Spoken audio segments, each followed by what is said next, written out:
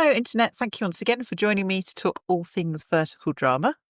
I have found another wonderful person who is willing to talk to me, and that is the actor Mark James, who is British but has been residing for a number of years in Canada. So, Mark, could you give us a little introduction of yourself to the Internet, please? Absolutely, yeah, thank you. My name's Mark. I am British. I'm from Northampton, which is just a little bit north of London, but I've been in Vancouver for 15 years now. And this is where I started acting when I first moved here. And I kind of recently found my way into the vertical world. And yeah, I'm going from there. So my first question is, because I always like to know, were you, as a child, were you always like, I'm going to act? Or did you take a more circuitous route before you Yeah, landed on no, a career? I wasn't as a kid. I mean, I loved movies growing up. I loved TV shows. I loved all the American shows as well. That's what I was obsessed with Beverly Hills 90210 and Baywatch and Saved by the Bell and all those kind of shows. So I loved movies and things like that, but I never felt like I was in a place where I could actively do that. I think it was always something that was maybe in the back of my mind, but it wasn't until I moved here that I realized it was an industry here in this city. And when I first moved here, I was in a bar and I overheard somebody talking about being on set and acting, and that kind of triggered in my mind, oh yeah, that's kind of interesting. I wouldn't mind trying that.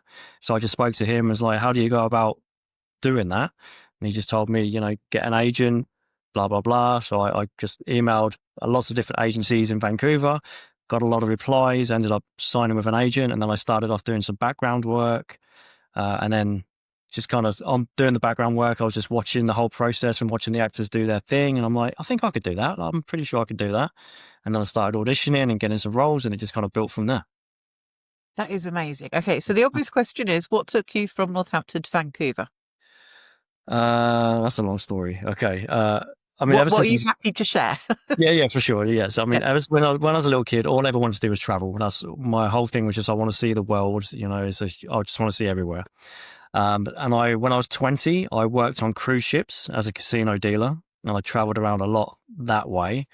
Then I went back to England and I was in a band playing drums for 6 years. And then that kind of faded away. And then I went back on the cruise ships at 26. And that was the first time I ever came to Vancouver, was on a cruise ship. And I just thought, that's kind of a pretty cool place. Seems pretty nice. When I finished on the cruise ships, I did the whole Australia thing. I went to Australia for just under a year, thinking in my mind, I was thinking, that's where I'm going to spend my life. I'm going to be in Australia. I'm going to love it. It's going to be amazing. I went to Australia, did not like it at all. So then I flew from there to Vancouver to spend 5 days in Vancouver.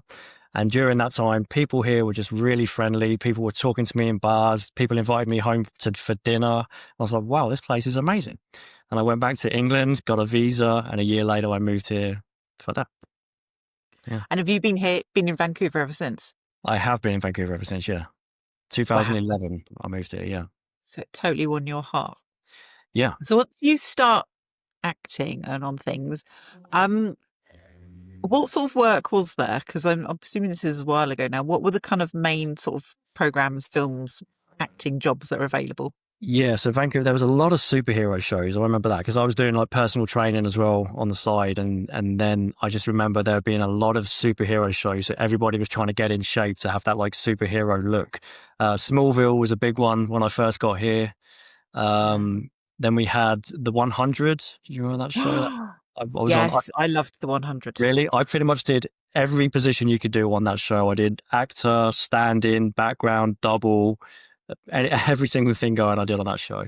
Then there was Riverdale? Riverdale. Yes. There's a place here called Riverview where they film all the time. I Yes. was like, Riverview, Yeah. it's not Riverview, it's not Riverside. Riverdale. Yeah, that Yeah. was here for a long time. Yeah, I think that's pretty much most I can remember right now.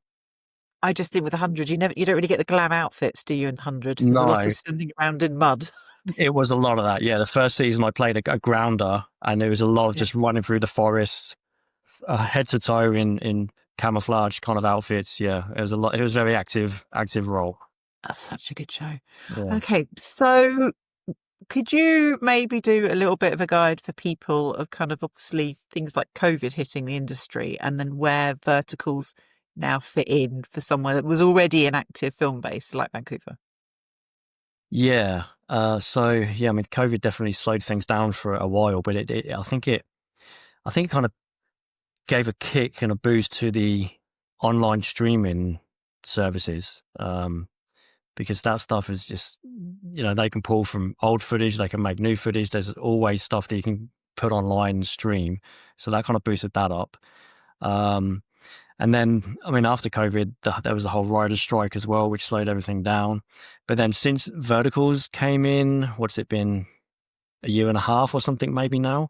That's just exploded here in Vancouver. The amount of companies, production companies that are now doing verticals is crazy. When I first got into verticals, I think there was one, maybe two companies here doing them. And then since that time, there's probably 20 different companies now. Wow. Yeah. And that's basically in the space of just over a year, just to give people It is context. exploded That's here. huge. Yeah. So go ahead.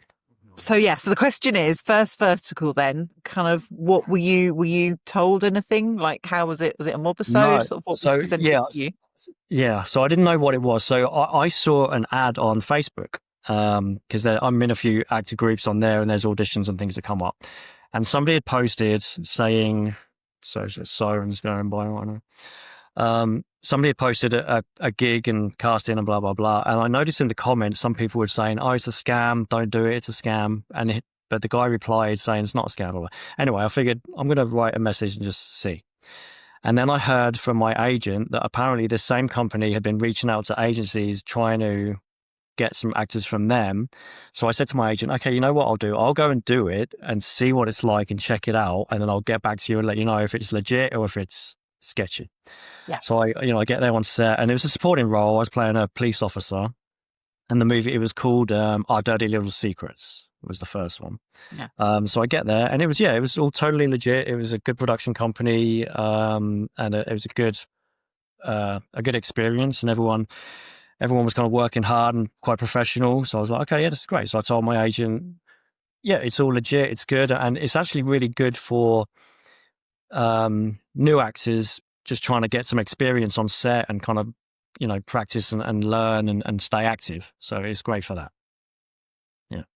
I love that you kind of like were also working for your agent, presumably all the other people who represent of look, I will take the hit. I will go and find out how this works. Yeah. Because I was interested too. I was curious as well. Yeah. What was the thing that is the biggest adaptation that people have to make if they've worked on other sets to working on a vertical set? So yeah, okay. So I think it's mostly because obviously we're shooting up right now. You don't have all this space that you're kind of used to. So normally in other shows you have freedom to kind of move around a little bit now. And now with the verticals, obviously that space has been restricted. So you have to be very cautious of being on your mark, not blocking someone else's camera, not blocking someone else's light. The space just feels a little bit more limited. So you just have to be a bit more on the game for those kind of things. Okay, that's really useful for people.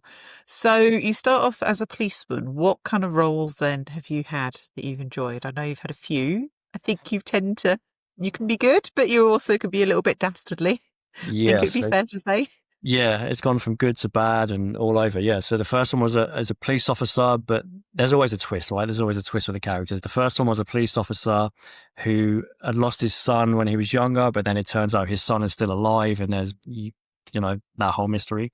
After that, there was a billionaire. I've been a lot of billionaires, but it was a billionaire in disguise pretending to be a taxi driver. And then he meets the girl while he's driving the taxi, and then later on she finds out he's a billionaire, and she's all happy. Yeah. So there's been a few billionaires. There's been a character in Ties of Desire, the one I did. There's the character who starts off as a bad guy trying to take over a resort and trying to kind of take over the public beach by building a big fancy resort, but then he meets a woman who slowly influences him and kind of changes his mind, and he has this whole drastic change of becoming a nice guy and realizing what he's doing, and now he can try and help the community instead. So you have that whole arc. There's a lot of billionaires, a lot of is constantly saving and saving the lead woman. Yeah. Mm. Do you ever try and work out, as kind of actors, obviously, getting a lot of work through these, what the appeal is? Like, are there conversations on set of like, what is the appeal of these billionaires? Why is this hitting something for so many viewers? Yeah, that's a great question. I know that there's definitely, somebody told me once that there's like an algorithm when people search for films, there's a certain keywords that, I guess maybe like on Instagram as well, there's certain keywords that pop up, and there's a lot of like billionaire, janitor, um, lost heiress, those kind of words. So, I'm not sure what it is about billionaires. I guess it's maybe just the lifestyle, because a lot of these billionaires I've played have gone from nothing, and there's been some very traumatic event that's happened, and then they've suddenly changed their lives around and gained billions to become a billionaire, and then have the power to then go and fix whatever the issue was in the past. Yeah. So I think maybe just the whole lifestyle is appealing for people to watch. Yeah, I guess the idea that you can be self-made and then, Yeah. I guess have the money to kind of make Yeah. a lot of current problems go away. And recovering the best way from like traumas. Yeah. Yeah. I'm presuming you spend quite a lot of your time filming in offices as Yeah. well. Are there particular challenges? Because some of these offices, there's a lot of glass. Like, how does that work? Does that make it more complicated? Yeah, there's one location here in Vancouver, which is an office building, which we shoot a lot, and most of the production companies use that area. Yeah, there is one room there which has a lot of glass dividers. So obviously you've got to be very careful with reflections and lights and stuff like that. There's always a lot of, the crews are great. They're great at doing what they need to do, like putting up black flags and things and blocking lights, blocking reflections. Yeah, so they're very on top of the game. As long as you get a good crew that's aware of that, you can kind of see. Yeah. And then I'm guessing the other part as well is, as a billionaire, obviously we know you get a lot of suits. Some people seem to say they have their own suits and they take them. Other people get fitted. Kind of, where do you sit in that? Okay, so I hate wearing suits. I'm like a beach shorts and t-shirt guy. I hate wearing suits. But yeah, almost every movie I have to wear a suit. I have my suit here that I use for weddings and things like that. So I do take that on set as well. But there has been a lot of times where they've had other options for me. Most of the time, we'll end up falling back to just using my suit because it is fitted and fits well. There was one movie I did before we started. I think I was just busy. The wardrobe contacted me to ask for my sizes, and I think I just had a really busy day and I was distracted, and I gave them the wrong size. So when I went to the fitting, all the suits were giant, massive like jackets, and they didn't have any time to change it. So we had to kind of either make do with big belts and things, or just try and use my suit all the time. But obviously, they can't use the same suit for every single scene. So you've got to be, I've had both. Had both. And yeah, that's the irony. I had another actor say it to me. Part of the reason they became an actor was to avoid wearing a suit, and then ironically, now wearing suits a lot in verticals. Yeah. So one of the things, obviously, I really want to talk to you about as a project is Tides of Desire, which is a very different vertical, and it's been made independently. Because often a lot of verticals, they're made, the script comes through an app and it's then sort of given out to a production company, whereas this has been the reverse. The script's been written, and then the amazing Karen Smolinski has put a whole project together, made it, and then it will go onto an app. When did Karen first approach you? What was the first you heard about the project? So we worked together on that Billionaire taxi driver movie. That's when I first met her. And then, she was super nice, and she didn't mention anything about writing or producing or anything like that. But then after we finished that movie, a few weeks later, I got an email from her saying, I have this movie and I'd like you to take an audition for this leading role. I was like, yeah, sure, for sure. And then as we got kind of talking, that we just kind of got into conversation over email, and we kind of had a lot of things in common, and we kind of just aligned a lot. And then it was before I even had a chance to do a tape, because of the communication, how we were very aligned with things, she just said to me, you know what? I don't know. I don't need the audition. I know you can do it. I've seen you act. You've got the role. So I was like, okay, amazing. And it's also, in Costa Rica, which is even better because that's always been on my bucket list of places to go to. But yeah, she was incredible. As a director and a producer, that she put all this stuff together and put it did it herself is unbelievable. And what I found with her, that it's such a stressful process, right? To kind of do all these things, and every day you've got all this shot list, and you've got to get all these shots. She was super chilled and super calm, and it was amazing to see how she just did not lose her mind going crazy, because we had some issues going on, like to go out there, our flights got cancelled on the first day to leave. There's a lot of stressful things, but she held it together. She was amazing. That is phenomenal. Mm-hmm. So, we have to find out what you can tell us about your character. So, you've told us you have a bit of a redemptive arc. Things I want to know, first of all, we are at Costa Rica on a beach. Do you get out of the suit at all? Do you get to wear any other outfits, or are you stuck in the suit still? No, luckily in this, I didn't have an actual suit. It was just more of a smart casual, for the heat kind of situation. So it's like shorts and a smart shirt or something like that. So it wasn't as bad. I wasn't wrapped up in a tie. Yeah. Oh, hooray. I feel that was just as good. I feel that would be miserable. You're like, I'm in Costa Rica and I'm in a freaking suit again. Yeah. Yeah. What were the highlights, I guess, of filming in Costa Rica, of just like being able to travel somewhere like that? What stood out to you? Well, the location was beautiful. Yeah. Like I said, I'm definitely a beach guy, palm trees, ocean and sand, and I'm happy. Like I loved it. And also the tropical temperatures. I'm destined for tropical climates. So that was a highlight. Also the crew, the team that we had, cast and crew, was amazing. Usually on sets, there might be one or two people that you find a little bit annoying and kind of try and stay away from. This crew, there was not one person that was like that. Everybody was amazing. Everybody was friendly. Everybody was helping everyone else. It was just such a great, like, family, really. It became like a good, solid family crew. Which is really interesting because as a YouTube interview, Karen has just gone out, and I know she said that was key part of the process for her, that they had to be the right fit of like, if we Right. were all going to be together for 2 weeks, this all needs to be people who were kind of aligned and will get on. So that's great that then we now have you afterwards going, we did all get along. It's like, fun work. We chose the right people because it was just the best team. Yeah. What would you say are your hopes then for this vertical? Kind of how did it, apart from obviously the Costa Rica, how does the storyline differ from other verticals? I think that's worth digging into a bit. Yeah.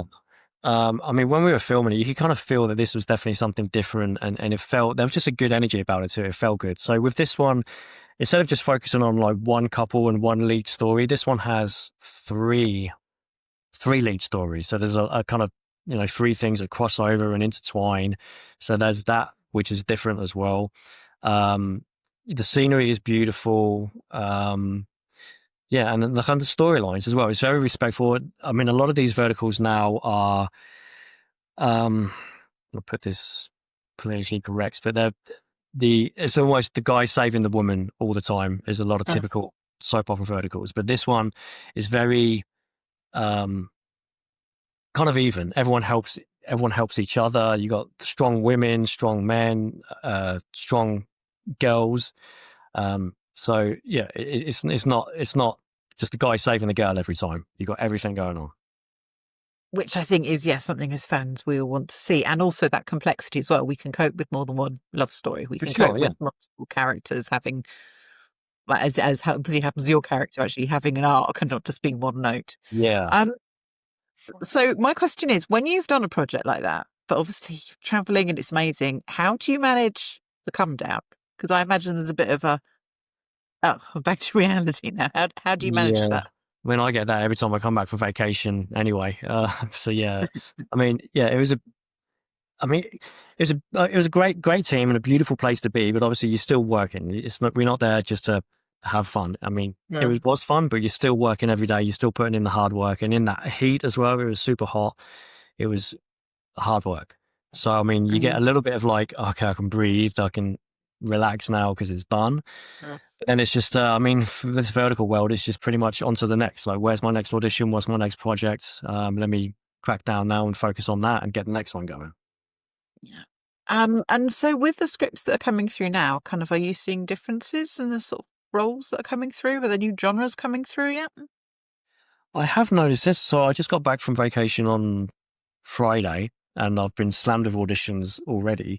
And I have noticed that, yeah, instead of just being the typical businessman, billionaire, and helping the girl, there are some interesting kind of differences. Like one audition, I don't know if I can speak about it, but I've got an audition to do today actually, where the character is um, has a very different nightlife than he does a day life. So it's very Oh, almost like a Batman style. I can't give too oh, much away cool. because it's not out Yeah. yet, but it's almost like a Batman Yeah. style character. Yeah. Yes, that's different. I haven't seen that before. Mm. Oh, I mean, I mean, that feels like it's almost coming full circle. Then, if we eventually, I think we'd all like to move into maybe other like vigilante or superhero stuff, and then Right, obviously that's where Vancouver was. That's right, awesome. yeah, yeah. Um, Another thing I wanted to ask you about is, as someone who clearly has a guitar behind them, sound in verticals.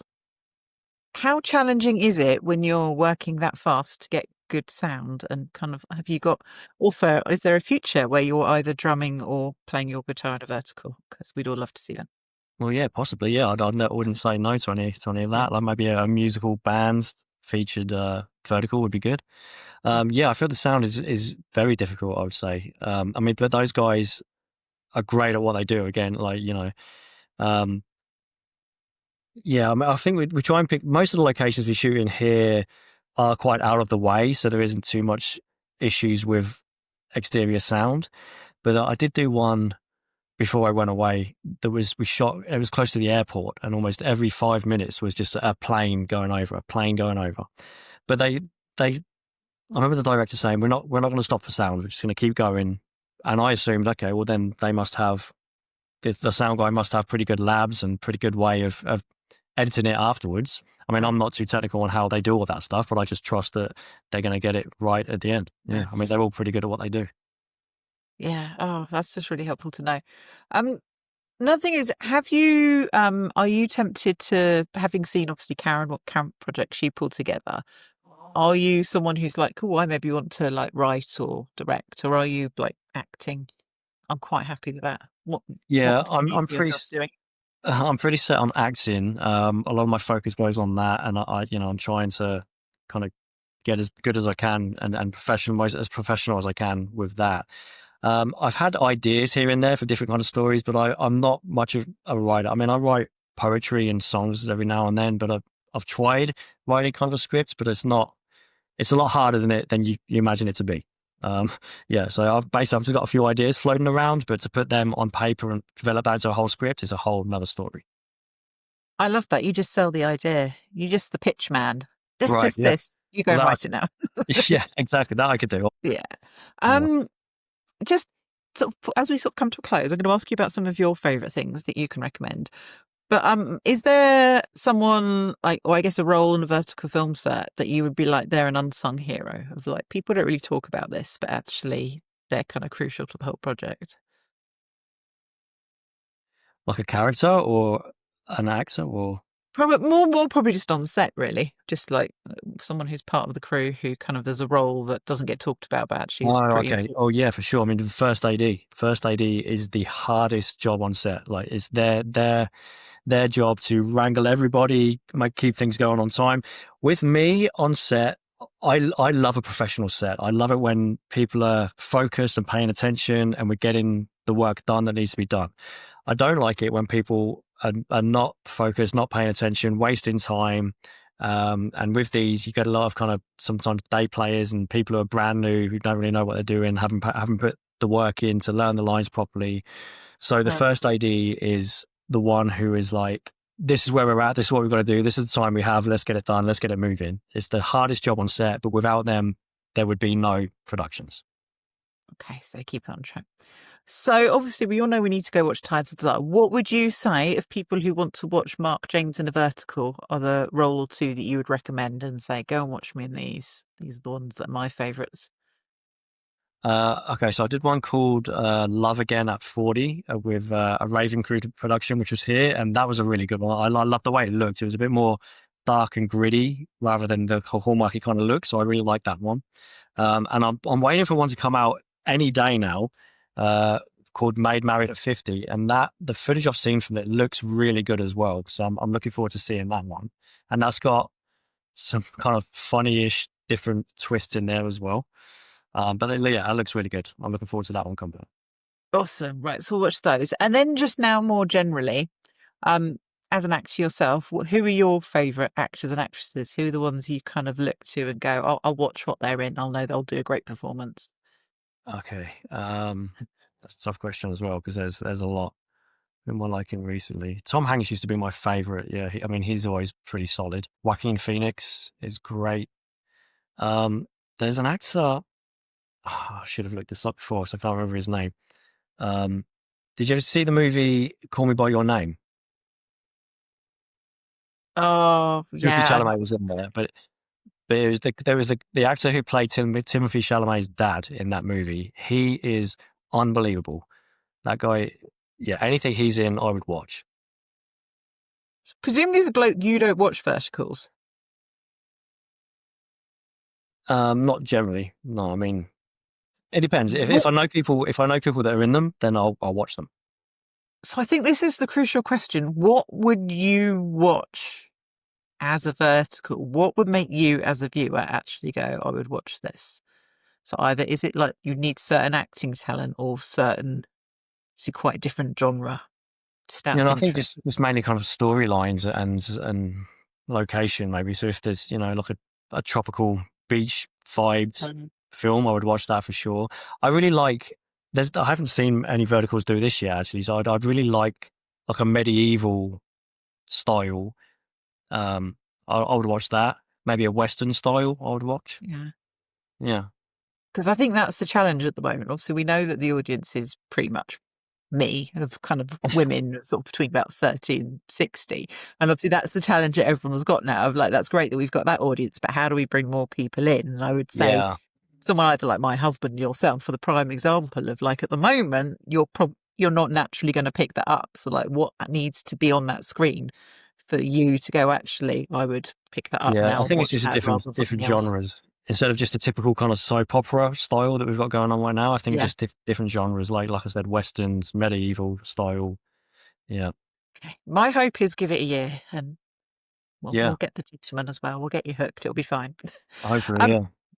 I can't thank you enough for your time. I really, really appreciate it. You've been an absolute superstar. Thank you for answering all my questions. Thank you very much for having me. Yeah.